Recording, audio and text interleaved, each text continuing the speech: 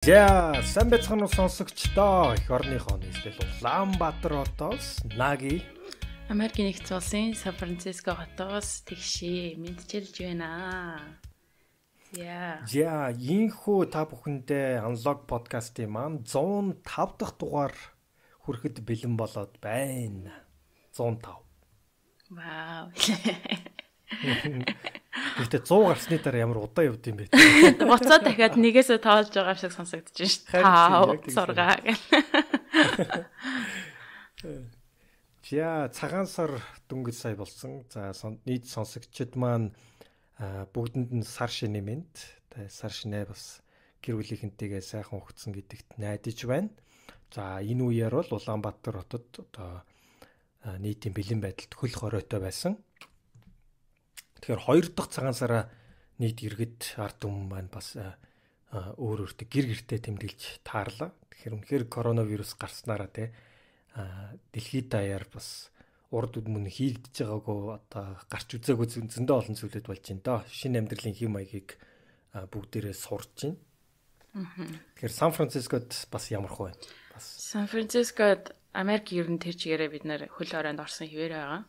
Бараг одоо ингээд нэг бүтэн жил болж байна. Хөл хороонд ерөөс ажилдаа ч яваагүй, бүх сургууль дээр хаагдаад бүхэд гэрээсээ ажиллаад. Бид нэр ер нь энэ 2-7 хоног хөл хорихт чинь л бөө юм болж байгаа юу Америкт жил хөл хороод хүмүүс нь зүгээр л биш. Тэгээ одоо тэгмэр дассан дөө. Тэгээд ийм шинэ амьдралдаа дасчихвал гэж. Тэгээ ресторанууд хаагдсан, дэлгүүрүүдэд хамаагүй ордгоо. Одоо өсчин гоо сайхны газрууд нэг 10 юм уу 20%-ийнхаа тиймэрхүү боломжоор ажилтдаг гэх мэтчлэн юм байгаа. Тэгэхээр энийг бас бид нэр харьцангуй ойлголтоор ойлгох ёстой гэж би бол хувьдаа боддог. Тэгэхээр зөвхөн одоо яг хөө Монгол дотор яг ингээд Монголд байж хат яг ингээд дотроо болж байгаа үйл процессор ойлгоод идэг. Гэхдээ бид нэр нэгэнтээ одоо коронавирустэй дэлхийд даяар тархсан бүх оронд тулгарч байгаа том сорил учраас бусад орны одоо яг бидэнтэй амьдарч байгаа одоо амьдраад явхад одоо хөл зэрэгцээд явхад ингээд ямар асуудлууд тулгарч байгаа бид нар яг тэрний хаана явж байгааг заавал харьцангуйгаар ойлгож байж бас дүгнэлтээ гаргах ёстой юм шиг санагддаг л да. Тэгвэл яг хөө зөндөө олон тал дээр бол зөвхөн бид нар тоогоон дотроо хараал яг тэрүүгээрээ шүүмжлээд ч юм уу одоо дүгнэх гэдэг юм шиг санагддаг. Яг түүнтэй холбоотой өнөөдрийн бит хоёрын сонгож авсан ном байна. Дахин тэрийг харж дахин шинээр бодох хэрэгтэй байна. Яг зөв.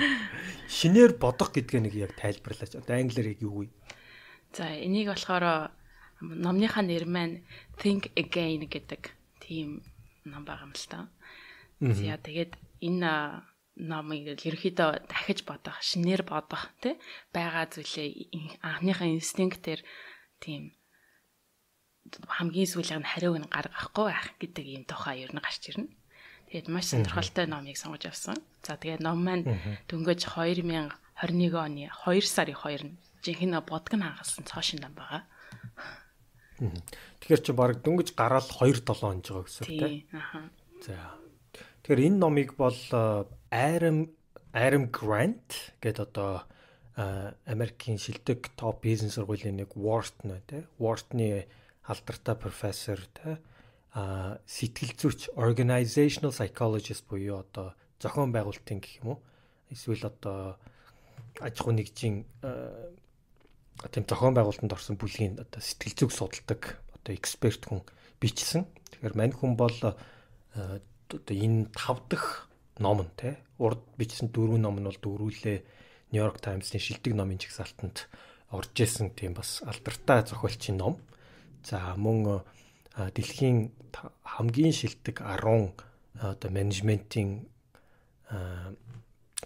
одоо менежмент thinker гэдэг шүү дээ. Менежментийн одоо агуу сэтгэгчийн жагсаалтанд хүртэл орж исэн мундаг залуу байдаг юм байна. Тэгэхээр насны хувьд бол ер нь бид нартай ойролцоо юм байна. Хитэн лах юм шиг үнтэй.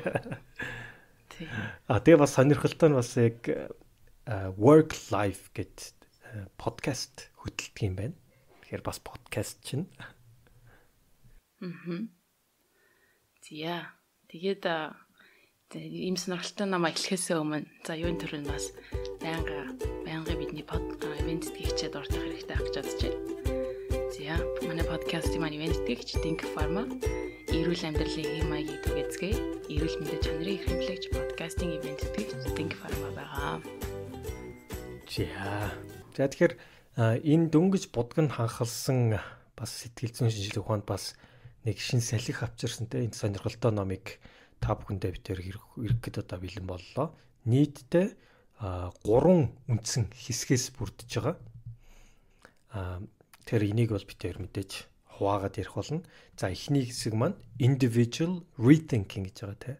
Тэгээ одоо хувь хүний одоо дахин бодох. Нэгсэндээ бид нэр ингээд угаасаа ийм байдаг гэд итгэцэн ч юм уу бодцсон хизээ нэгэн цагт ийм байдаг гэд ойлгоцсон зүйлийг тийм үү одоо өөртөө дахин бодоод тийм заавал тэгж бодох албагүй магадгүй өөрөөр бодох ёстой байна гэдэг боломжийг олгох ёстой тий. Тэгснээрээ бас ямар өөрчлөлтийг гаргах боломжтой байдгийг тий. За хоёрдугаар бүлэг бол interpersonal rethinking гэж байгаа юм. За тэр нь бол хүмүүсийн хоорондын харилцааг ингээд дахин бодож авч үзэх. За гуравдугаарт нь бол collective thinking буюу нийтээрээ хэрхэн одоо бид нар бас харилцаагаа дахин бодож болох уу. Тэгснээрээ бас ямар зүйлийг ондоогоор шинээр харж болох уу те. Өөртөө ямар боломжийг олгож болох уу. Энэ талаар бол маш дэлгэрэнгүй бичсэн бас нэг сонирхолтой хүмүүс өөрсдөө амьдрал дээр эсвэл альва зүйлийг харах өнцгөө те. Шууд ингээд аваад эндээс сураад ойлгоод өөр дээрээ хэрэгжүүлэх боломжтой санагдсан. За тэгээд бүлэгээр нь ороод явъя гэж бодож байна. За тэгээ хамгийн ихний хэсэг болох сайн хагийн хэлсэн хувь хүний хувьд дахин бодох, дахин шинээр бодох гэдэг хэсэг рүү нөрье. За тэгээд үнээс эхлэхээс өмнө яхаа ургаваад нэг жижигхэн хүрхэн жишээгээр хамгийн түрүү номын маань оршил хэсэг маань эхэлдэг байгаа л да. Ер нь бол хүмүүс ялангуяа энэ шин төрлийн энэ маш хурдтай зүйл өөрчлөгдөж байгаа энэ дэлхийд тий юу хэрэгтэй болсон бэ гэхээр дахин сурах тэгээ сурсан зүйлээ буцаах тэгээ дахин шинээр бодож ойлгох гэдэг энэ хүч чадвар нь маш чухал болж ирэх юм а гэж хэлсэн.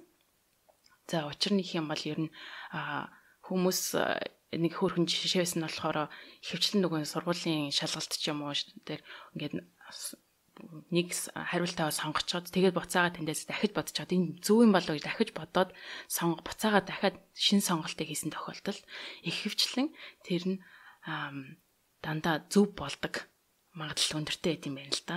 Тэрийг бол ингэж хэдэн оюутнууд бас тийм судалгаа байдаг юм байна. Тэгээд хүмүүс ихэвчлэн ингэж дахиж боддгоо нэг холбоотой нь болохоор ихэвчлэн хүмүүс өмнө нөгөө нэг бидний бас уншижсэн номнууд дээр ч гэсэн бас гарч ирж байсан нэгэнтээ нөгөө автомат пайлот дээр тавьцны дараа бол дахин бодох гэдэг нь маш их энерги зарцуулдаг. Тийм болохоор энэ дээр залхуурал үүсгдэг. Тэгэхээр нийтээрээ дахин бодохгүй байх магадлал өндөртэй байдаг. За тэгээд дахин бодно гэдэг чинь ерөөдөө амьдралыг энэ тийм маш хэцүү харахад хэцүү болгодог учраас нэлээд бас хүмүүс энэс айдаг тий. Ямар нэгэн зүйлийг өөрчлөх байгаа учраас тэгээд цаанаасаа ингээд инстинктээр бид нэг дахин боддгоо тэгсгээд автомат пайлот дээр нь тавиад аль болох ингээд явуулцдаг. Гэтэл яг амьдрал дээр бол дахин бодох гэдэг зүйл маань маш том өөрчлөлтийг авчирдаг. Тэгээ энэ тухайг нь бол илүү ингээд тодорхой ярих болно. За тэгвэл хувь хүний дахин бодох тухай гэдэг тухай эхлээд ярихад бол нэгэн ийм концептыг гаргаж ирж байгаа юм л да. Мэдээж дахин бодох түрүүнд хэрэггүй гэж хэлсэн. Маш хэцүү гэж хэлсэн тий. Тэгээ учир нь юм бол энэ хүү бодох процесс нь ерөөхдөө ийм 3 одоо хүм болон гэж хуурдаг юм байна. За эхэндээ хүмүүс яадаг вэ гэхээр ямар нэг юм цоо шин санаа гарч ирэхээр одоо номлогч одоо сургаал айлтгч юм байр суурьнаас ханддаг. Тэр нь юу вэ гэхээр цоо шин санаа гарч ирээд таны одоо хүртэл итгэж явсан зүйлийг чинь өөрчлөх гээд ах юм бол ерөөхдөө тэрийг ингээл ямар нэгэн байдлаар тий сургаал айлталгүй тэр чинь юм эн чинь юм гэл ингээл зөвшөөрөх гээл ингээд бүр ингээд өөрийнхөө санааг л ингээд зөв гэдгийг тий итгэх гээд маш ихээр айлтж эхэлдэг юм байна л да. За тэгээд хоёрдугаарт нь болохоор ямар хүн болдог вэ? Prosecutors буюу одоо яллагч гэдэг тийм мэрэгчлэлтэй болд юм энэ хүн толгой дотор. За тэрний юу гэхэл нөгөө ярилцж байгаа хүнийхээ ямар нэгэн байдлаар аргументэнд нь алдаа хайгаал ямар нэгэн байдлаар за чинийх буруу минийх зөв чинийх буруу минийх зөв гэдэг ямар нэгэн байдлаар тэрийг нь яллагч тий өөрөө иш байнга шийддэг. За тэгээд энэ хүн буруу л яриад байна. Би л зөв байх хэрэгтэй гэх тий. За тэгээд гурав дахьт нь болохоор улс төрч гэдэг тийм мэрэгчлээ болт юм байна. Толгой маань. За тэр нь юу вэ гэхээр ойр авийнхаа хүмүүст бид яагаад зөв бэ гэдгийг итгүүлэхгээ ярьдаг. Тэгээл нөгөө нэг миний ийм зөв байсан, ийм учраас би ингэсэн гэл ингээд нөгөөдөлөрдөө ингээд ярьж эхэлдэг юм байна. За энэ хүү гурван процессыг ерөөхдөө даваад эхлэхээр энэ юм нэг vicious cycle буюу юм буруу cycle даваад ирд юм л да. Өөрийгөө байнга зөв гэж бодоод яваад байдаг. Улам зөв гэдгээ хүмүүст ингээд янзлаад хүнийг буруутгаал ингээд буцаагаал эргэлдүүлэл ингээд яваад байдаг. За тэгвэл үүний нэг одоо сонгодог жишээ нь юм одоо BlackBerry үүсгэн байгуулж Mike Lazarus гэдэг хүний одоо жишээг нь гарч ирж байгаа юм л да. BlackBerry бол ерөнхийдөө энэ хүүсгэн байгуулагч Mike гэдэг юм маань маш тийм технологийн хүн байсан. Аль багын л технологиг маш их судалдаг. За тэгээд BlackBerry 2009 он гэхэд бол ерөнхийдөө одоо бол ямар ч орс оргүй болсон шүү дээ тий. 2009 он гэхэд iPhone гарч ирэхээс өмнө болохоор Америкийн нэгдсэн улсын ухаалаг утасны ерөөсөө маркетийнх нь бараг талан BlackBerry байсан. Тим том компани үжигаад 2014 он гэхэд 5 жилийн дараа энэ маркетийнхаа 1%-аас ч багыг эзлэх болсон. Юу болсон бэ гэхээр ерөнхийдөө бол Mike бол энэ BlackBerry анх үүсгэн байгуулж байхдаа бол шал өөр төрлөөр боддог хүн байсан. Гэсэн хэдий болооч 2014 онд iPhone гарч ирэхэд бол ерөөсөө энэ түрүүний хэлсэн сургаал айлдагч, яллагч, улс төрч гэдэг ийм байр сууриас байнга бодол нь ингэж явснараа компанийнхаа хувьд бол ингэж маш тийм том одоо байр сууриа алдсан ийм нэг жишээ байдаг юм байна. За тэгвэл хүнд бол яаж бодох хэвтэй юм бэлхээр эрдэмтэн судлаач шиг тиймэрхүү шинээр дахин бодох хэвтэй гэж. За тэгвэл эрдэмтэн судлаачтай scientist хүн шиг дахин шинээр бодох нь юу байдаг вэ гэхлээр чи өөрийнхөө хийж байгаа зүйлийг мөн үү яг мэдсэн зүйлээ зөв үү үгүй юу гэдэг байнга өргөж эргэлзэх, асуух, мдээгүй байгаа зүйлийнхэн тухай ингэж цааш нэр мэдмээр байгаа тэрхүү сониуч зантай байх. Тэгээд түүнээс олж авсан тэр сониуч цангаас олж авсан шинэ информашнэрээ өөрийнхөө үзэл бодлыг дахин баттгаж харах. Ерхэд эрдэмтэд гэдэг шүү дээ. Шинэ мэдээлэл аваад тэрийг дахиж хараад өөрсдөө тэгж заавал тэнцээ энэ миний л зүйл гэдэг тэр зүйлээс биш яг датагаа харж ажилтдаг байгаа. За тэгээ ерөнхийдөө энэ санааг хэлээд байгаа юм. За тэгэхээр хүмүүс хөвчлэн илүү ухаантай байх тусмаа илүү одоо өөртөө итгэлтэй байх тусмаа ингэж rethinking буюу дахин бодох, шинээр бодох зүйл нь бага байдаг юм байна. Тэгээд тэгэнгүүт нөгөө өөрөө өөртөө илүү юм closed mindтай болдог. Тийм учраас ерөнхийдөө дахин шинээр бодох, яг шинжлэх ухаанч байдлаар хандах ямар нэгэн зүйлд тэр бол заавал тийм open minded тэ илүү нээлттэй оюу хардаг. Тийм зүйл бол хамгийн ихний алхам болдго юм байна. Зя эндээс хамгийн эхлэхэд бол юу хэрэгтэй байдаг вэ гэхлээр тэр intellectual humility буюу одоо өөрийгөө даруй төлөв байдал. Ухаан оюун санааны хувьд даруй төлөв байдал. За тэрний үйл төрөний хэлсэнчлэн нөгөө зүйлдээ бүр ингээд би л итгэдэг, би л бардаа миний зөвлөх бүх зүйл үнэн биш, харин дахин тэ хэлэх гээд байгаа нь болохоор даруухан байдлаар бодох. Би яагаад ийм болон одоо юмыг ингэж харуул яаж нь яагаад энэ хүн ингэж харсан байна гэдэг талаас нь ингэж бодохыг л хэлж байгаа юм. За тэгээд энэ ч бас нэг сонирхолтой концепт гарч ирсэн нь болохоор armchair quarterback гэж байгаа юм л да. Тэр нь болохоор санал дээр суусан одоо гол тоглогч quarterback гэдэг чинь Америк футбол дээр гардаг хамгийн гол тоглогчийг хэлдэг л дээ. Тэгээд ингээд санал дээр суурсан хүмүүсийг те. Тэр нь ямар хүмүүс байдаг вэ гэхээр өөрийнхөө мэдж байгааг мэддэггүй хүмүүс гэсэн үг. Нэг Монголын мэдж байгааг мэдгүй байгаа мэддэггүй л. Дөрөв төрлөөдөг да. Тэрний мэдгүй байгаагаа мэдгүй хүмүүсийг болохоор armchair quarterback syndromeтай хүмүүс гэж нэрлэж байгаа юм л да. Тэр нь болохоор өөрийнхөө мэдхгүй байгаагаа одоо шийдлээ тийм хүмүүс байдаг шүү дээ. Нөгөө нэг тоглолт үзэж байгаа л өө энэ стэйд тэнийг юм чинь тэгээд ичгээс ингэж ичгээс ингээ тий. Тэгээд мэрэгжлийн тэнд тоглож байгаа хүнээс өөрийгөө мэддэггээ ботцсон. Тэгээд бүр тэрэндээ бүр тас итгэсэн. Миний л зөв байсан ингээ. Яг тэгэж ханддаг хүмүүсийг бол хэлж байгаа юм. Тэгээд эдгээр хүмүүс нь бол бас нэлээд аюултай. Тэгээд бүр өөрийнхөө тэр blind spot өөрийнхөө мэдэхгүй байгаа хүртэл мэдэхгүй байгаа гэдэг ийм хүмүүс байгаа юм. За тэгээ энэ яг эсрэг хүмүүс нь юу гэхээр imposter syndromeтэй хүмүүс. За imposter syndromeтэй хүмүүс болохоор юу гэдэг вэ гэхээр яг эсрэг нь маш зүйл их зүйлийг мэддэг хэрнээсээ өөрийгөө мэдэхгүйгээ бодчихдог. Өөртөө итгэлгүй байдаг. Тийм хүмүүсийг хэлдэг байгаа юм. За тэгээ энэ группийн хүмүүст болохоор ерөөхдөө ийм imposter syndrome хязгаа гарч ирдэг вэ гэхлээр ерөөхдөө эмэгтэйчүүдэд ч юм уу маш ихээр илүү байдаг. Тэгээд эмэгтэйчүүд ерөөхдөө өөрсдийнхөө leadership skillтэй тэдгээрийг болохоор багаар үнэлдэг. Эрэгтэйчүүд илүү их дөвүүлгэж үнэлдэг юм байна л да. За тэгээд ийм зүйлийн тухай бас гардаг байгаа. За тэгээд энд эдгээр санааг тайлбарлахын тулд ерөөхээр Dunning-Kruger effect гэж энэхүү ийм концепт байдаг. Та бүхэн сонссон байж магадгүй. Хүн эхлээд жоохон зүйлээ ингэ сурч эхлэнгүүтээ эхлээд юу ч мэдэхгүй ангуудаа ямар нэгэн сэдвээр те юу ч мэдэхгүй байхдаа бол нэг амар өөртөө ямар ч ихтгэлгүй байна шүү дээ.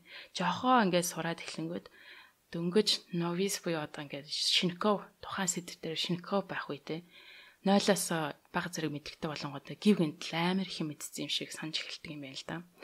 За тэгэнгүүтээ дээшээ ингээл гарсаар яваад тэгмүүдээ өөрөөгөө би амар мэддэг болсон гэдэг түрүүний хэлсэн armchair quarterback syndromeтой болоод өөртөө хитрхи итгэлтэй болж эхэлдэг.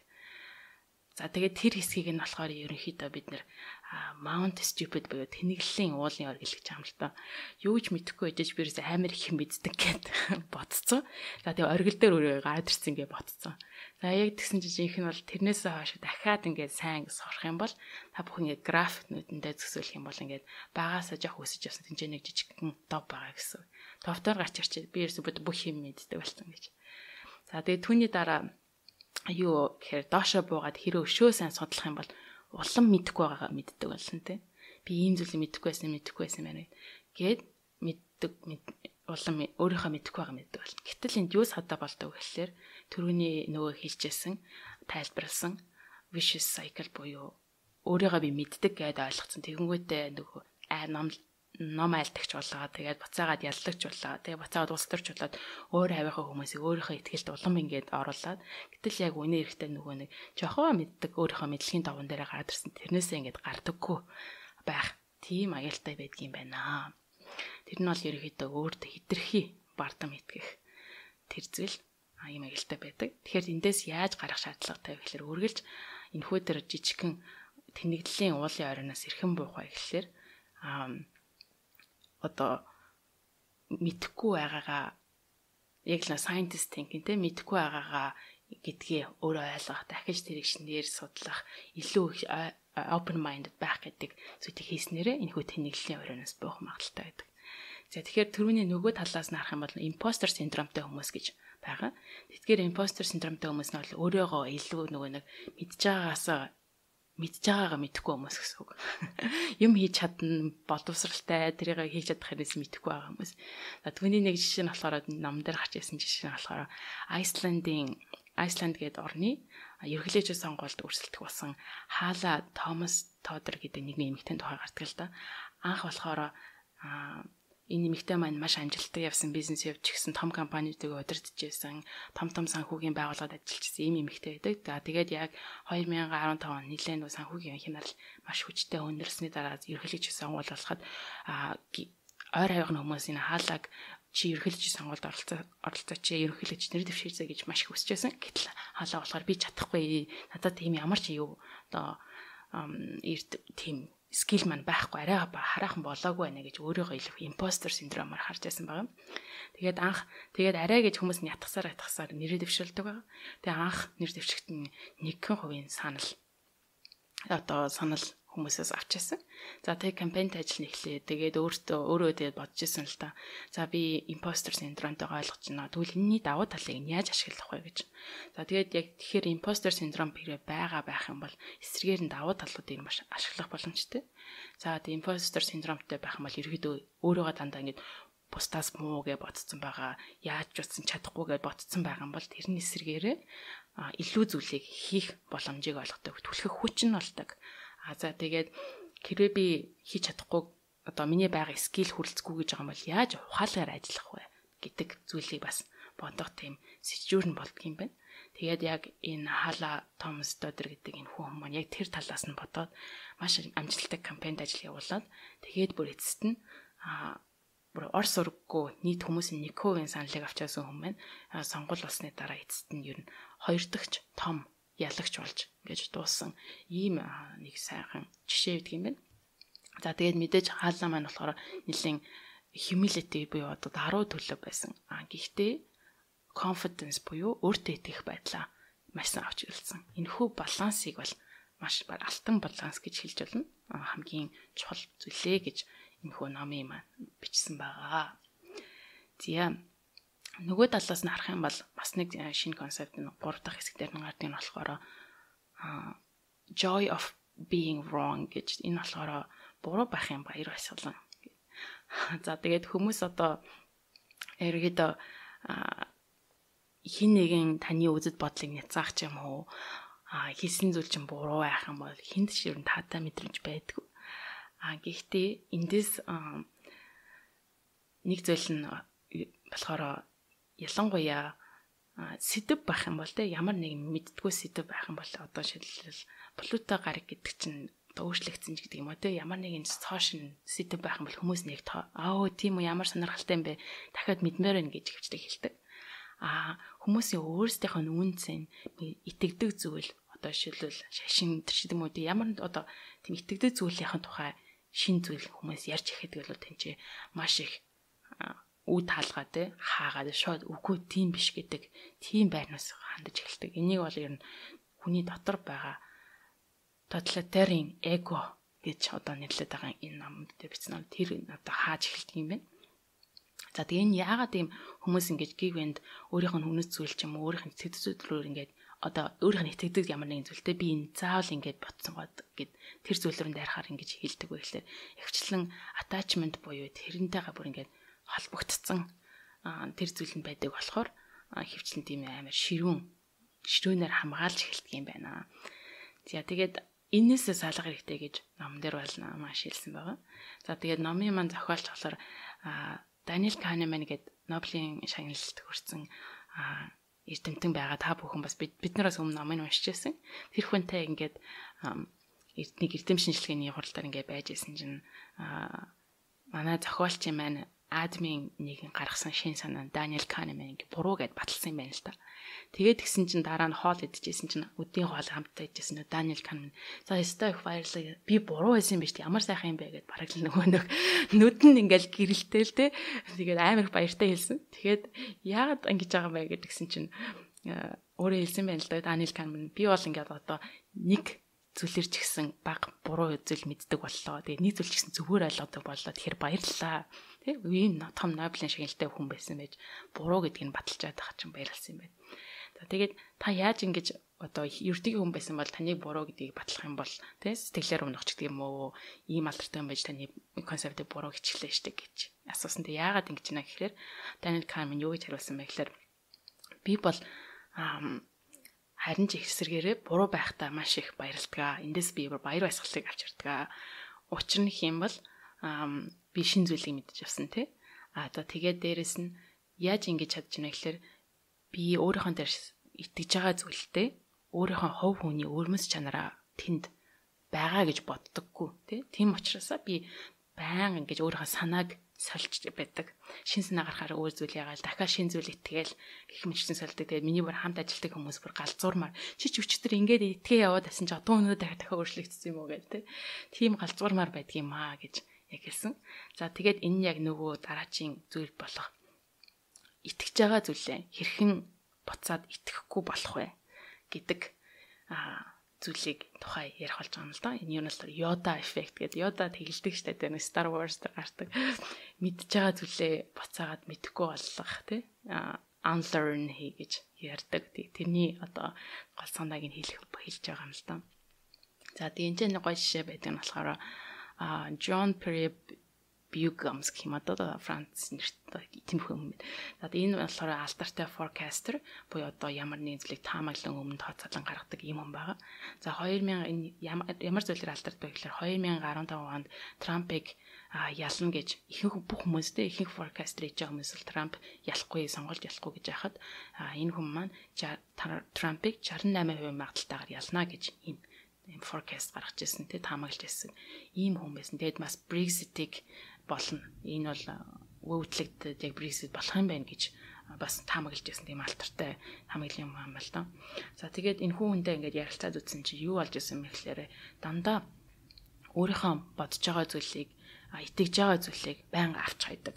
Тэр нь л хамгийн чухал гэсэн. Тэгээд ерөөсө байнга шинээр бодно. Өвлөө босгол өчигдөр бодож байсан, итгэж байсан зүйл нь байх юм бол хэрвээ чи амжилттай тийм ямиг таамалдаг болмоор ах юм бол ойлгодог болмоор ах юм бол өчигдөр итгэж байсан зүйлээ би буруу байсан байна гэж авч хаяал өнөөдөр дахиад цоошин санааг хүлээн авах тийм чадвартай байх хэрэгтэй. Өөрөөр хэлбэл маш тийм flexible байх хэрэгтэй гэсэн үг байна л да тий.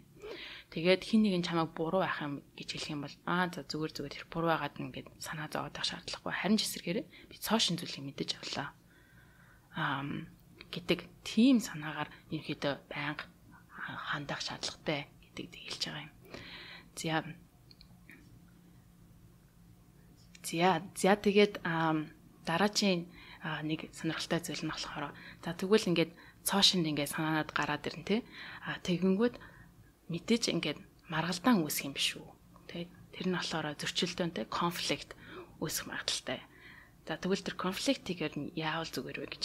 За ерөнхийдөө конфликтыг болохоор хоёр төрлийн конфликт тий маргалдаан зөрчилдөөн үүсэх боломжтой цоошин санаануудаар гарах юм бол.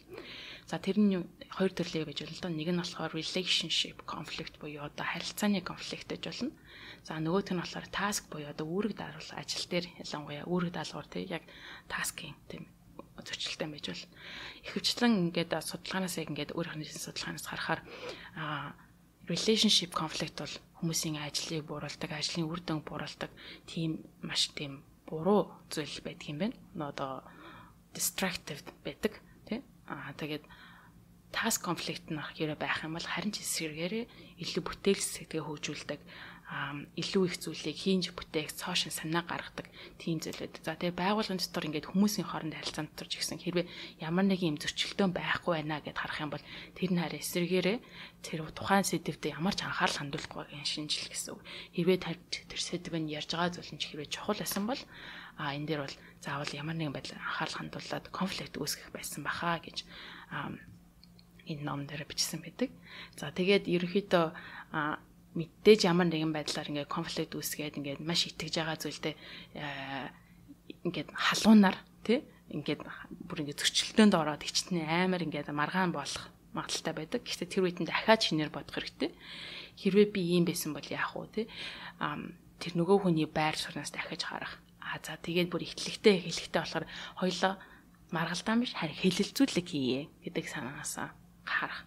За тэгээд хамгийн чухал нь би яагаад энэ зүйлд итгэж байгаа биш харин эсрэгээрээ хэрхэн энэ асуудлыг шийдэх вэ гэдэг талаас нь харах юм бол илүү их үр дүнтэй ийм маргаан зөрчилдөөнийг хийнэ гэж нөхөө их хэсгээр нь тайлбарсан байнамаа.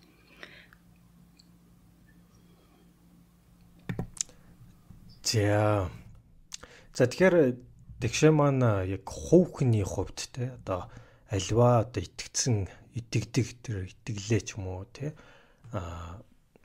дахин үнэлж дүгнээд альва зүйлийг дахин өөрөөр харахад те одоо юу хийх шаардлагатай вэ те өөрийгөө хэрхэн итгүүлэх вэ тэр талаар ярьлаа. Тэгэхээр дараагийн хэсэг маань interpersonal rethinking буюу бусад хүмүүсийн хоорондын харилцаанаас шалтгаалж бусад хүмүүсийг аливаа зүйлийг дахин ботход дахин одоо авч үзэхэд хэрхэн туслах вэ? Хэрхэн одоо ятгах вэ? Тэгэхээр энэ талаар ярих болно. Тэгэхээр энэ rethinking буюу одоо монголоор бол одоо дахин ботгол гэж хэлээд байна л да. Тэгэхээр энэ нь юу гэсэн үг вэ гэхээр бид нэр ингэж ярьдээ шүү дээ. Хүн ингээд итгэмээр байгаа зүйлдээ итгэдэг гэж ярьдаг те. Тэгэхээр эсвэл ингээд хаана ихтэй бид нэр хүнээс ондоо хүнээс ч юм уу эсвэл сурсан мэдлэгээсээ ч юм уу багшаасаа ч юм уу эсвэл байгаа орчноосоо найз нөхдөсөө эсвэл амьдарч байгаа тэр улсынхаа соёл иргэншлээсээ энэ зүйл ийм байдаг гэд тийм одоо бодолтой болцсон байдаг, итгэлтэй болцсон байдаг. Гэтэл тэр нь жишээлбэл буруу байж болно те. Эсвэл оновчтой биш байж болно. Тэгэхээр тэрийг буцаж одоо тайлаад те одоо яаж тийм тэр аливаа тэр зүйлийг боддог тэр бодлоо өөрчлөх вэ? Хэрвээ бид нэр ингээд итгэдэг зүйлээ ч юм уу эсвэл боддог зүйлээ дахин бодоод дахин үнэлж дүгнээд арай өөрөөр харах юм бол маш олон зүйлийг бид нэр өөрчлөх боломжтой. Тэгснээрээ бид нэр илүү амжилтанд хүрэн ч гэдэг юм өөрийнхөө хамаагүй хэд дахин одоо сайн хувилбар тий одоо байж болно. Тэгэхээр ерөөсөө энэ ном бол тэр талаар л одоо яаж одоо өөрийгөө итгүүлэх үү, өөрийгөө дахин бодоход хүргэх үү, яаж бусад хүмүүсийг дахин бодох, альва зүйлийг дахин бодоход нь туслах уу те.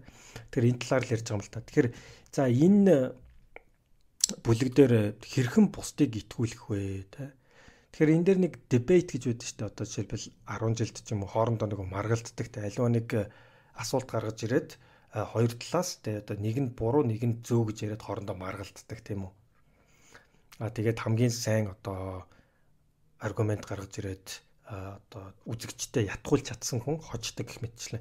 Тэгэхээр энэний гол санаа нь нэг тийм одоо нэг рүүгээ дайраад те илүү дайрч чадсан, илүү одоо аргумент гаргасан гэхээс илүүтэйгээр энэний ялагч нь тухайн одоо өөрийн чинь өрсөлдөгч талаас те одоо invite to dance буюу те одоо хамтдаа өөртөө бүжиглэхийг урих хэрэгтэй. Тэгэхээр хэрвээ тэр хүн таны одоо бүжигэнд зөвшөөрөөд ингээ хамтдаа бүжиглэх юм бол ялах магадлал нь өндөр гэж одоо сонирхолтой жишээгээр хэлж байгаа юм л да.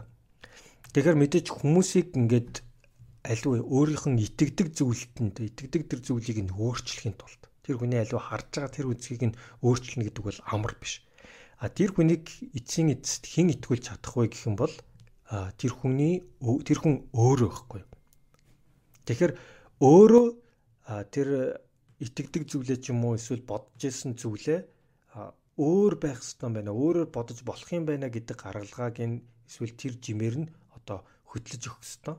Тэгээд өөрөө би энийг буруу харж исэн байна. Ингэж харах ёстой юм байна гэдгээ дотроос ухаж гаргаж ирэх ёстой. Энэ бол яг жинхэнэ тэр хүний одоо харах өнцгийг өөрчлөх одоо хамгийн том, хамгийн оновчтой хувилбар наа гэж хэлж байгаа. Тэрнээс биш одоо тэр хүнийг ятгах чинь гэдгүй чи эн чинь ингээд буруу байна те эсвэл эн чинь ингэдэггүй юм а гэд тэгэхээр тэр хүн урдаас улам уурлаад ууралж байгаа хүний урдаас улам уурлаад бол тэр хүнийг хизээж одоо итгэлийн ч юм уу эсвэл дахиж тэр бодож байгаа бодлыг нь өөрчилж чадахгүй. Тэгэхээр энэ дээр нэг сонирхолтой жишээ байгаа юм л та. Тэгэхээр мэдээж энэ Америк хүн бичсэн Америкийн уншигчдад хандсан ном болохоор Америкийн түүхтэй бас одоо маш холбоотой. Америкийн сүүлийн 100 жилийн түүхэнд Daryl Davis гэж нэг алдартай хүн байгаа. Энэ хүн бол өөрөө одоо өнгөт арьстай хүн. Тэгэхээр Америкт бол та сонсогчд маань мэдж байгаа янз бүрийн киноноос ч юм уу эсвэл өөрсдөө Америкт байсан ч юм уу бүгдээрээ ер нь бол гадралж байгаа. Америкт бол арьс өнгөний racism буюу арьс өнгөөр ялгуурлан гадуурхах бол одоо хүртэл байдаг те.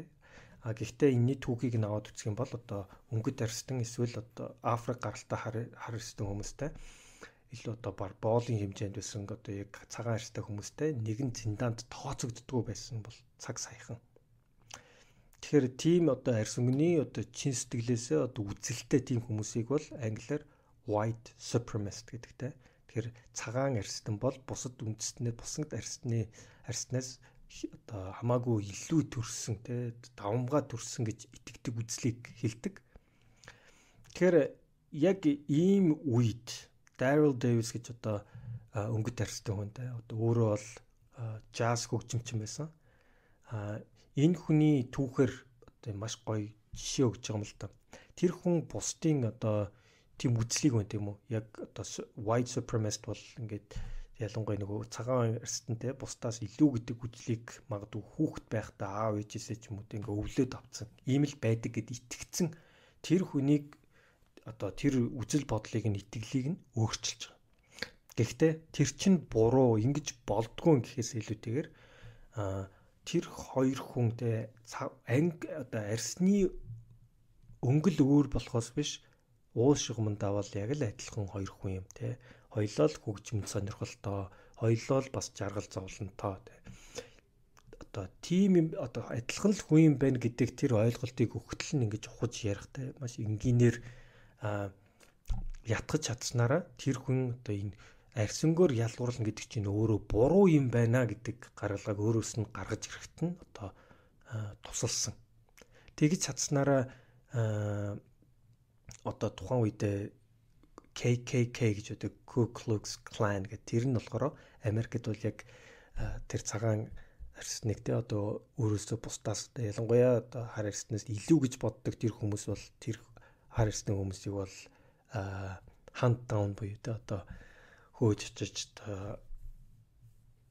зоддог ч юм уу эсвэл одоо янз бүрийн ёс бус зүйлүүдийг хийдэг гэсэн одоо тэр хүнийг цааш нь харуулах ч юм уу те. Тэгэхээр энэ бол ингээд Америкийн яалтчгүй ингээд түүхийн нэг л те.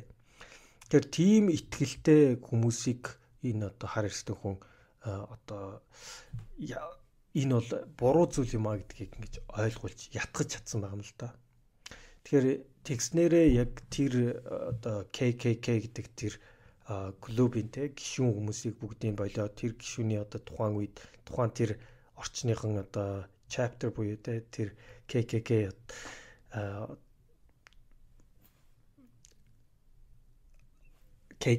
нөгөө тэр нөгөө chapter-ыг одоо юу гэх юм бэ тэр хотын тэр бүлэгмийг те одоо бүр алга болтол нь итгүүлж чадсан байгаа юм л да. Тэгэхээр альва хүнийг итгүүлнэ гэдэг маань тэгэхээр буцаал тэр хоёр хүмүүсийн хоорондын те одоо адилхан зүйлүүдийг нь тоолгож гаргаж ирэхтэй. Өөрт нь энэ нь буруу юм байна гэдгийг өөрт нь харах тэр боломжийг л олгох ёстой. За тэгээд дээрэс нь бас нэг жишээ бол одоо спорт дээр байна те. Спорт дээр нэг багийг дэмждэг бол нөгөө багийг нь бүр үнэн чин сэтгэлээсээ үзэн яддаг тийм үү. Ялангуяа Америкт бол Америкийн футбол буюу Америкийн хөлбөмбөг байна те. Америкийн хөлбөмбөгийн фэнүүд бол үнэхээр үнэнч фэнүүд байдаг. Насаараа үнэнч фэнүүд байдаг те. Нэг нь одоо Янкигийн одоо фэн гэж яхад нөгөөдг нь Red Sox те. Одоо нэг нь Нью-Йоркийн нэг нь Бостон гэдэг. Нэг хизээч одоо үздэггүй бүр үзэн яддаг. Энэ нь бол судалгаагаар ингээд батлагдсан байдаг те. Тэгэхээр Янкигийн улаан фэн Red Sox-ыг хүлээн зөвшөөрөх үү? Эсвэл Red Sox-ын улаан фэн Янкиг одоо эсвэл Янкигийн фэнийг хүлээн зөвшөөрөх үү? Тэгэхээр энэ дээр бас янз бүрийн судалгаанууд явуулсан байгаа юм л та. Тэгэхээр эндээс юу ойлгосон бэ гэхээр одоо бидний чин сэтгэлээс дээр итгэсэн зүйл ч юм уу эсвэл энэ хүн хизээч өөрчлөгдөхгүй ч юм уу бүгдийг нь өөрчилж болдог. Гэхдээ тэрийг ингээд хүчээр өөрчлөх биш. Тэр чинь тухайн хүний өөрт нь ингээд үлдсэн тий одоо суудсан тэр итгэл бодол дээр тулгуурлаж байгаа учраас тэр хүнийг өөрчлөх нь болохоор тэр хүн өөрөө. Гэхдээ тэрхийн тулд тэр хоёр хүний хооронд тэр хоёр хүн амьд харилцаа үүсгээд хоёлоо л адилхан фэн юм бэ тий. Одоо Янкигийн фэн бол яагаад Янки дуртай Янкигийн одоо эсрэг багуудад яагаад чин сэтгэлээсээ үзэн яддаг нь бас л нөгөө талдаа яг адилхан те. Тэгэхээр тэр талаас нь хоёлоо ойлгоод эхлэх юм бол те энэ амьд харилцаанаас одоо нэг хүндлэх ч юм уу нэгнийхээ өнцгөөс харах тэр боломжийг нь олгодог юм байна л да. За тэгээд асуудал нь юунд байдаг вэ гэхээр Янкигийн фэнүүд зөвхөн Янкигийн фэнүүдтэйгээ хамтдаа байгаад байхаар одоо өөрийнхөө итгэлтэй бүр лавшруулж тэ үнэхээр ийм юм байна гэдэг одоо бодит итгэл рүү ордог юм байна л да. Тэгэхээр энийг болохоор group polarization гэж байгаа.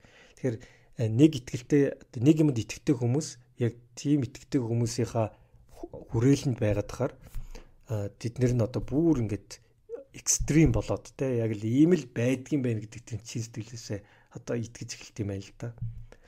Тэгэхээр өөрөөр хэлбэл өөрийнхөө итгэж байгаа одоо зүйлтэй ч юм уу те бас ондоо итгэл үнэмшилтэй ч юм уу эсвэл ондоо бодолтой тийм хүмүүстэй бас илүү уулна холилж явах хэрэгтэй те. Тийхгүй болохоор нөгөө тэр бодлоосоо өөрчлөх ч юм уу те ямар ч одоо нэгсэнтэй өөртөө тэр боломжийг олохгүй гэсэн үг л те. Тэгэхээр энэ дээр бас нэг сонирхолтой жишээ өгдөг нь астронавт буюу те одоо сансрын нисгэгчийн нэг жишээ. Тэгэхээр тэр сансрын нисгэгч за дэлхий дээр одоо хэд хэдэн 200 хэдэн орон байна. Янз бүрийн хэлээр ирдэг зөндөө ондоо хүмүүс байна те. Зарим нь одоо яг одоо монгол хүнтэйгээ монгол цус гэл амир ярьдаг те. За тэгэл хятад хужаа болоод те эсвэл орос ахнар болоод ингээл бид нэр ярьдаг те нэг нэгнээсээ өөр гэж тодорхойлох гэж ихээр үздэг.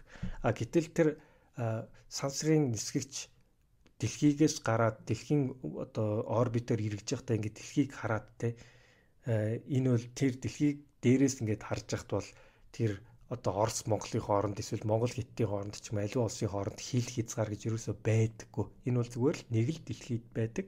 Тэн дотор хүн гэд нэг амьтан л байдаг.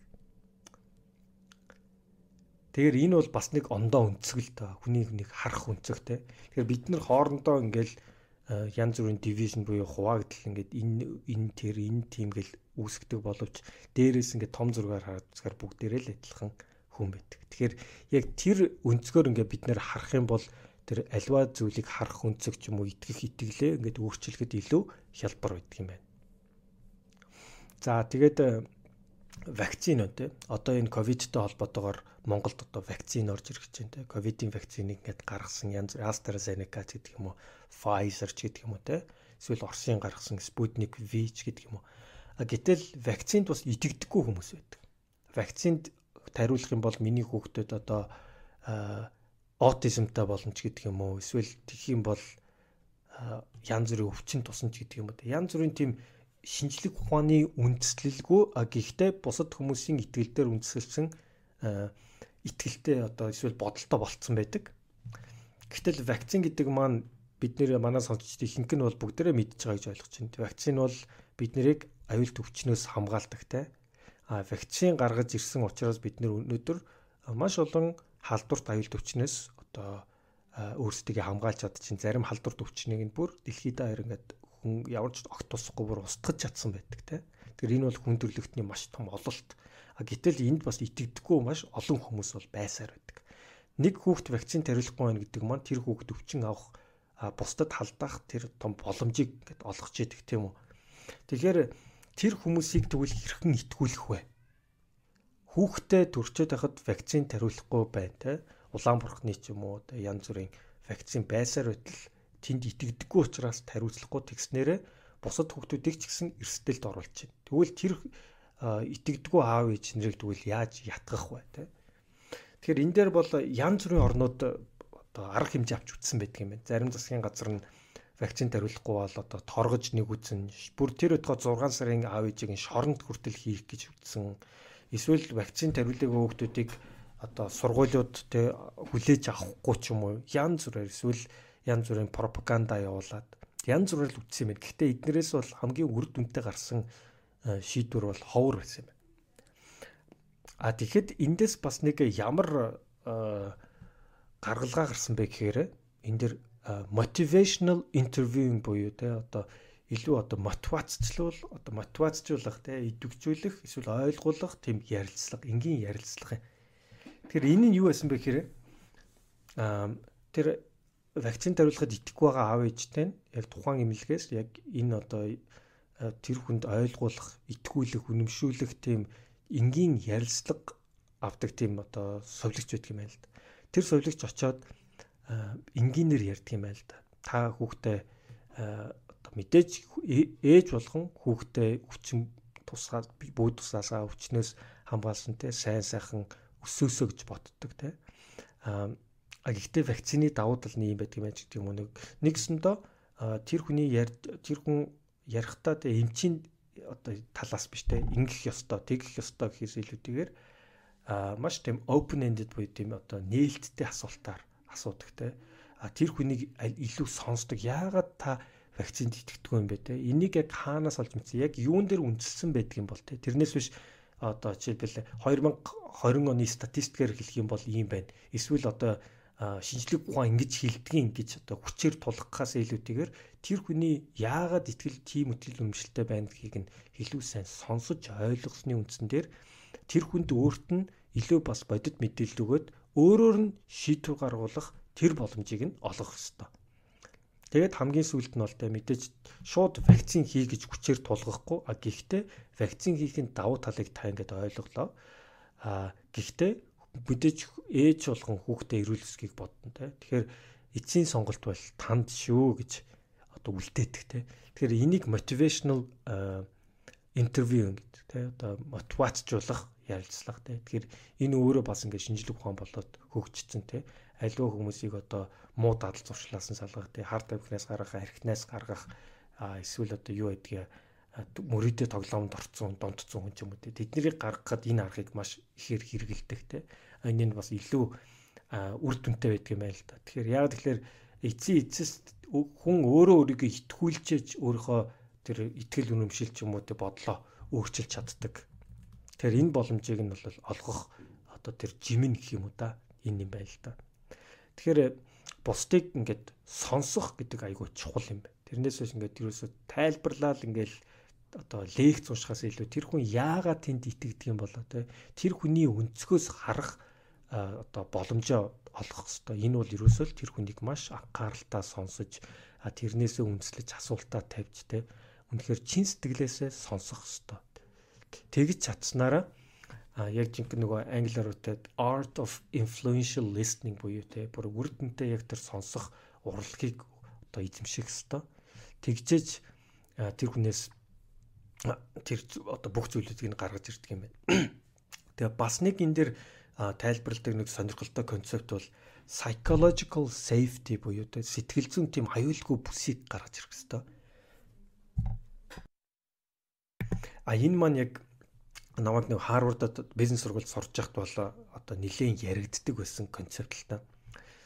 Тэр нь юу гэсэн үг вэ гэхээр бид бүхэн одоо яг тийм сэтгэл зүйн те одоо яг аюулгүй бүсийг үүсгэж эсвэл тэр нь байдаггүй учраас бид нэр аливаа хэлэх үгээ айгүй цэгэндэг те эсвэл одоо шүүмж ч юм уу янз бүрийн яг бодит юм хэлэхээсээ айдаг, имээдэг, ичдэг эсвэл боостой одоо шүүмж ч юм уу тийм хатуу хэлэхээсээ айдаг. Бараг л ер нь хэлдэггүй шүү дээ, тийм үстэй.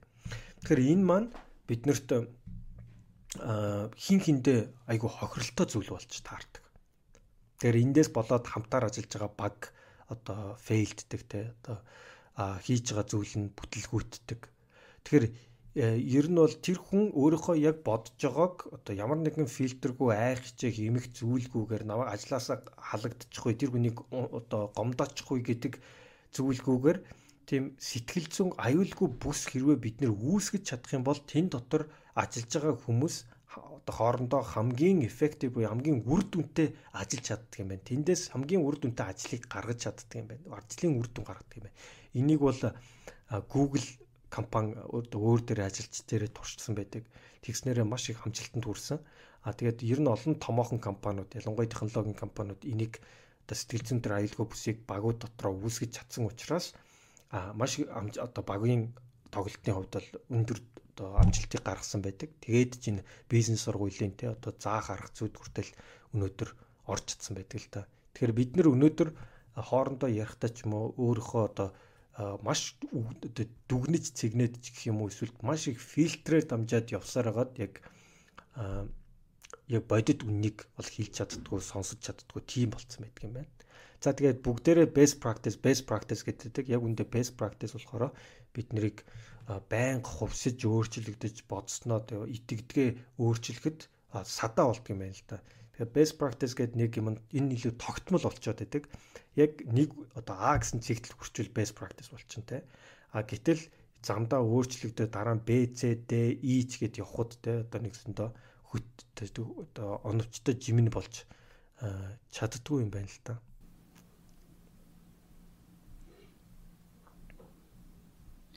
За дараагийн 3 дахь том хэсэг рүүгээ орё гэж бодож байна.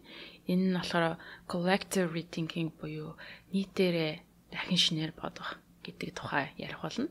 За ингээд бид нар сая хувь хүний тухай тэг хүмүүс хоорондын тухай ярьсан. Одоо тэгвэл бүтэн нийтээрээ эрхэн дахин шинээр бодох вэ? Хизээ rethinking хийх вэ гэдэг тухайг энэ хүү хамгийн сүүлийн хэсгээр ярьдаг байгаа. За тэгээд эхний нэг хэсэг нь болохоор ерөөхдөө charged conversations буюу хурцтай гал дүрлцэн ярианы тухай хэлдэг. За энэ хүү нэг жишээ нь болохоор ерөөхдөө энэ Нью-Йоркийн Колумб их сургууль дээр ийм нэгэн difficult conversation lab гэдэг тэг хэцүү ярианы клуб гэдэг ийм газар байдаг юм байна л да. Тэр нь ерөөхдөө баг 20 жил байнга судалгаа шинжилгээ хийж байгаа ерөөхдөө тийм polarizing topic буюу одоо маш туйлширсан тэ эрстэс маргаантай тийм сэдвүүдээр зориуд чухалчлан ач үзээ тухайлбал гэх юм бол арьсангөр ялгарлах эсвэл дэлхийн дулаан аралж гэдэг юм том хэрнээсээ хүн болгон өөрийн гэсэн тийм үзэл бодолтой байх тийм сэдвүүдийг ерөөхдөө зорин сонгож аваад за тэгээд хоёр хүмүүсийн хооронд нь ярилдаг юм байна. Ерөөхдөө ойролцоогны 20 минут хооронд дискшн хийлгүүлдэг. За тэгээд дискшн хийлгүүлээд дискшн дээр орохоосоо өмнө нэг артиклыг өгөөд уншуулад тэгвэл тэр сэдвтэй холбоогүй те зүгээр нөгөө нэг оюун санааг нөгөө одоо anchoring хийж гэсэн үг л дээ. Ямар байдалтай одоо бэлтэж ийн вэ те. Тэр хүү мэтгэлцээнд оруулах үедийг бэлдээд. За тэгээд энэ 20 минут энэ хүү шал өөр үзэл бодолтой хоёр хүнийг яриулаад за тэгээд дундын тийм ямар нэгэн байдлаар хоорондоо зөвшөлтөд түрээд гар үсэг зураад за тэгээд гарсан зур юуг нь болохоор бид нэр вебсайтанд нийтлэх болно гэдэг ийм процессор авдаг юм байна. За тэгээд сонирхолтой нэг зүйл нь гэхээр энэ хүү амар юм туйлширсан сэдвийг одоо барьж авахаас өмнө түрүүнд нөгөө нэг тийм сонингийн нэг хэсэг уншуулна гэсэн шүү дээ тий. За тэгээд жишээлбэл тэр хэсэг дээр нь жишээлбэл дэлхийн дулааллын тухай. Дэлхийн дурлал одоо тэгтээ хоёр хүнд нь өөр юм артикл өгсөн баг. За тэгээд тэрэн дээр болохоор дэлхийн дулаалал бол ерөөсө хар цагаан зүйл юм аа гэд ингээд хоёр шал өөр зүйлийг өгчөж болно тий. Эсвэл нэг нь болохоор дэлхийн дулаалал огт байхгүй гэж хэлнэ. А нөгөө нийтлэл нь болохоор дэлхийн дулаалал одоо бүр амар их явж байгаа. Өнөөдөр л ингээд шидэхгүй болохоо лаа гэсэн бүр хар цагаан ерөөсө цоош ийм зүйлийг ингээд бүр хатгүй хэлсэн тийм шидэвтэй зүйлийг өгөх. А нөгөөдг нь болохоор дэлхийн дулаалал гэдэг маань байгалийн цаг уурын өөрчлөлт маань болохоор маш тийм комплекс зүйл юм аа. Олон төрлийн зүйлийг бодох хэрэгтэй. Ийм асуудал байна, тийм асуудал байна, тэнцээ ийм асуудал байна гэдэг олон төрлийн сааралтай хар цагаан биш гэж шийдээгүй. Олон төрлийн тийм саарал өнгийг оруулсан тийм байх юм бол тийм одоо артикл өгсөн гэд хоёр ийм төрлийн хүмүүс группээр нэгээд хуваагаад үзэх юм бол хар цагаан ямар нэгэн том сэдвийн тухай хар цагаан ойлголтыг өгсөн групп нь болохоор ямар нэг тийм хоорондоо agreement буюу ямар нэгэн зөвшөөрлөд хүрэх магадлал нь маш буурдаг юм байна л да. Хэрвээ тэрхүү нөгөө өмнө уншсан артикл нь олон төрлийн одоо саарал байж болдог гэдэг тухай уншсан байх юм бол зөвшөлтөд хүрэх магадлал нь улам ихсдэг юм байна. За тэгээд энийг юу гэж нэрлэдэг вэ гэхээр binary bias буюу зөвхөн хар цагаан гэдэг ингээд оруулчих юм бол хүмүүс ингээд бүх зүйлийг тэгж харах магадaltaй байдаг. Тэгээ өмнө нь өөрт нь ямар ч холбоогүй сэдв байсан ч гэсэн одоо тэгж харах хандлагатай байдаг энэ судалгаагаар хэлсэн юм байна л да. Тэгээ өөрөөр хэлбэл хүмүүс итгэмээр байгаа зүйлдээ л итгэдэг. Би ингээд ямар нэг зүйлийг энэ зөв бурууг ингээд байнга ингээд шийдээд ингээд тас ингээд шийдээд идэг юм байх юм бол нэг төрлийн юм хатуу бодолтой болцсон нөгөө талаа ингээд харах хандлагагүй болцсон тийм байдаг.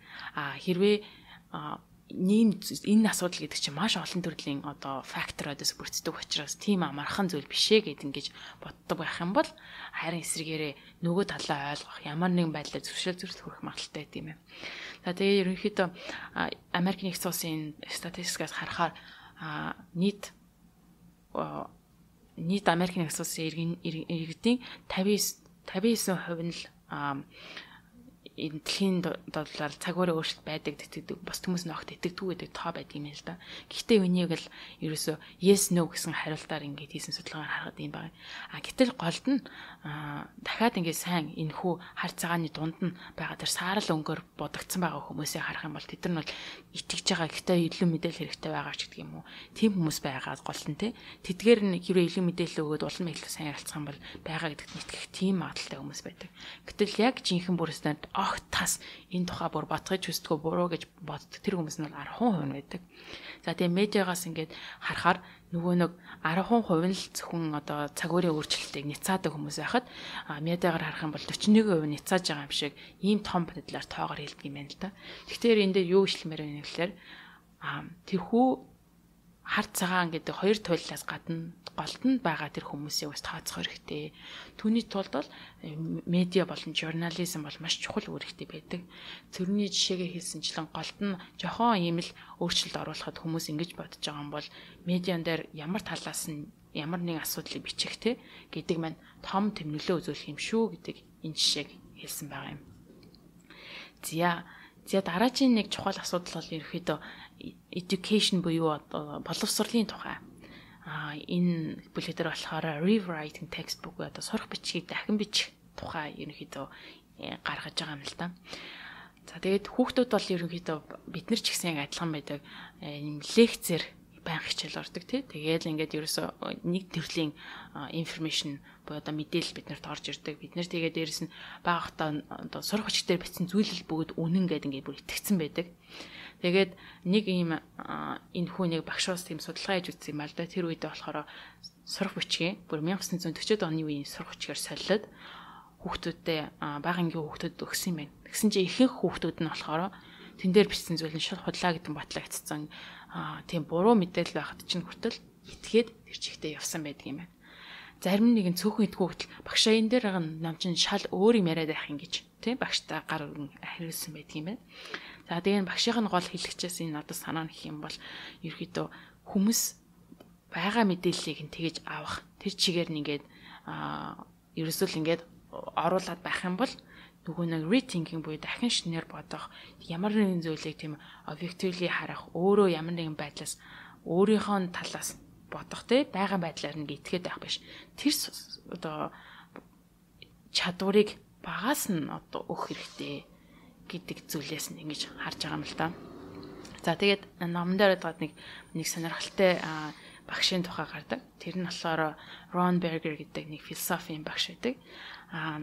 За тэгээд Ron Berger гэдэг ийм одоо сургууль хүмүүжлэгчийн тухай гардаг байгаа л да. За тэгээд энэ сургууль хүмүүжлэгч нь болохоор юу хийдэг вэ гэхээр хичээлээ заахтаа бодох, тэгээд хоорондоо ингээд зөвшөлдөх, тэгээд биеинтэйгээ одоо тэр олсон мэдээлэлээ хуваалцах гэдэг иймэрхүү арга барилаар хийдэг. За тэгээд энэхүү үзэл нь болохоор ерөөхдөө энэхүү арга барил нь эхлээд хүүхдүүд нь ганцаараа бодоод ямар нэгэн зүйлийг хийгээ, тэгээд дараа нь группээр өөрийнхөө олж мэдсэн зүйлийг хоорондоо хуваалцаад тэгээд бусдаа бүх том групптэй ингээд мэдээлэл өгөх гэдэг энэ талаас нь хийдэг юм байна.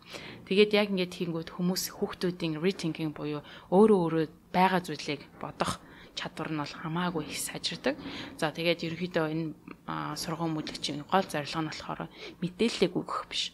Харин яаж мэдээллийг боловсруулах гэдэг тэрхүү арга барилыг сургахыг бол зордгоо гэж энэхүү одоо энэ чинь нэг юм гоё жишээ гаргасан байдаг л да.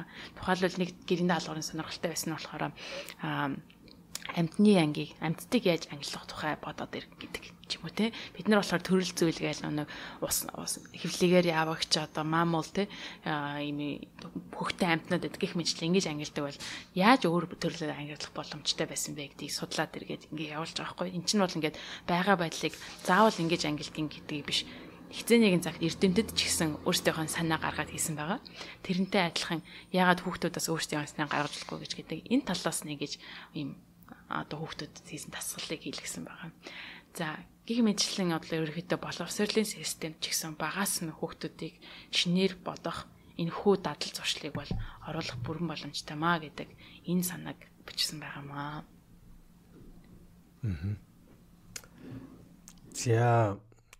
За тэгээд ер нь одоо бид нэр багаасаа ч юм уу те хүүхдийг багаас нь л том болоод ямар мэрэгчлээ болох вэ гэл.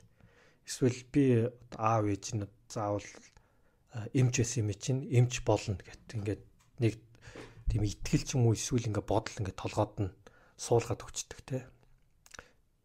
Гэтэл яг тэр одоо нэгсэндээ ирээдүйн жимийг нь тодорхойлоод өгсөн. Гэтэл тэр хүүхэд тэр ирээдүйн одоо аав ээжийнхэн хүсэл мөрөөдлөөр ч юм уу хин нэгний хүсэл мөрөөдлөөр тодорхойлогдсон жимээр явж одоо 10 хэдэн жилийн дараа ч юм уу баахан цаг зарж чад эргээ харсан чинь ерөөсөө өөрийнхөө хүсэжсэн зүйл биш байдаг. Тэгэхээр энэ зүйл бол бидний амьдралд ч юм уу айгүй их тохиолддог. Тэгэд яг хаана энийгээ засах ёстой байсан ч юм уу те. Тэгэхээр энэ дээр бас нэг Мишель Обамагийн Becoming дээр гардаг санагдчихэв. Миний түүхэд номон дээр эндээс бас ингээд тэн дээр одоо дурдсан байгаа юм л да. Хүүхдийг баг багт нь чи одоо том болоод ямар мэрэгчлээ болмоор байна гэдэг асуулт өөрөө айгүй утгагүй зүйл гинэ. Яг тэгэхээр тэр хүүхэд том болоод ямар мэрэгчлээ болохоо яаж мэдэх юм те. Том болоод хүсэл эрмэлзэл эсвэл одоо мөрөөдөл эсвэл дуртай зүйл нь яаж ч өөрчлөгдөж болно шүү дээ те. Тэгэхээр нэгсэндээ альва өөрчлөлт ирэхэд тэнд нь байнга одоо бэлэн өөрийгөө одоо тэр өөрчлөлтийг гараад ирэхэд те угаасаа би ингэж явах ёстой гэсэн итгэлж байдаг юм уу урд нь эсвэл тэр тогтцсон бодлоосоо ч юм уу те гарахгүйгээр ингээд 10 жил явах тэгээд буцаж иргэд харамсах тэрний оронд өөртөө хүний одоо хүсэж байгаа зүйл ч юм уу хүсэл мөрөөдөл эднэр бол ингээд одоо статик буюу тогтмол зүйл ерөөсөө биш байхгүй.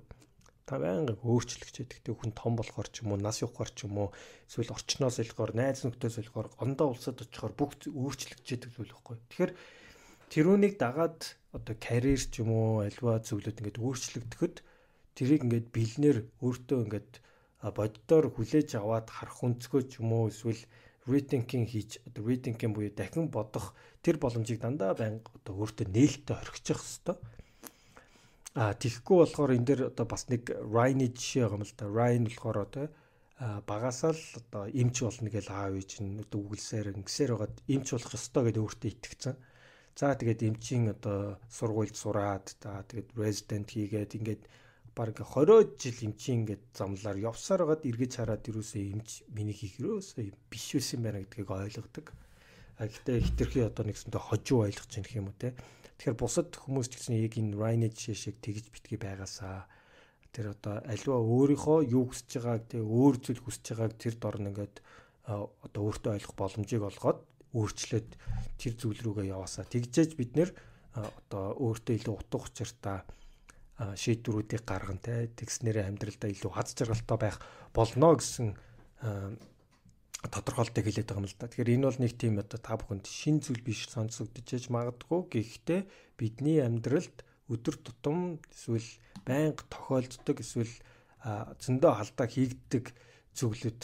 Тэгэхээр энийг бол одоо энэ ном дээр бас хамгийн сүүлд нас ингэ дурдж хэлсэн нь бол надаа яг үнэхээр таалагчлаа юм л да. Тэгэхээр энийг бас англиар бол identity foreclosure буюу те өөрийгөө тодорхойлох тэрийг ингээд нэг ингээд сонхын ингээд хаацсан яг л ийм байх ёстой гэсэн итгэлээр явах та энэ бол амьдралын айгүй олон зүйлүүд дээр тодорхойлогддог. Тэгэхээр та бүхэн ч гэсэн энэ үнэхээр ийм байдаг гэсэн тэр итгэдэг зүйлээ те одоо үнэхээр одоо логикийн хувьд те одоо эсвэл суур судалгааны шинжлэх ухааны гаргалгаан дээр үндэслэж тэр итгэл чинь байна уу эсвэл угаасаа нийгэм бүгдээрээ тэгж тооцдогч гэдэг юм уу эсвэл хин нэгэн чамд тэгж хилээд өгцөн ч юм уу те тэгж суулгаад өгцөн те тийм итгэл байх вэ ягаад гэвэл тэр бол айгуу тийм өөрөө одоо учир дутагдaltaа тэгэхээр тэр болгонд ингээд өөрийнхөө итгэдэг итгэл аль харах өнцөг эсвэл одоо дахин бодох одоо дандаа тийм шинжлэх ухааны үндслэлтэй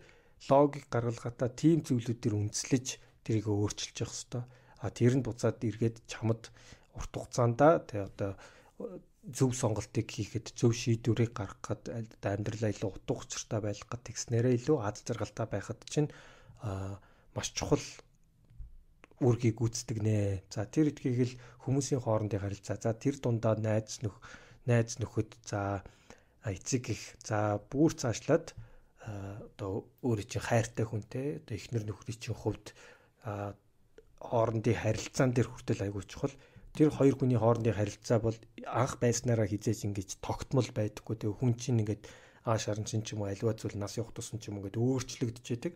Тэр энийгээ бас хамтдаа суралцаад нэгнийгээ хүлээн зөвшөөрөөд явах тэр боломжийг олгоно гэдэг маань буцаал rethinking.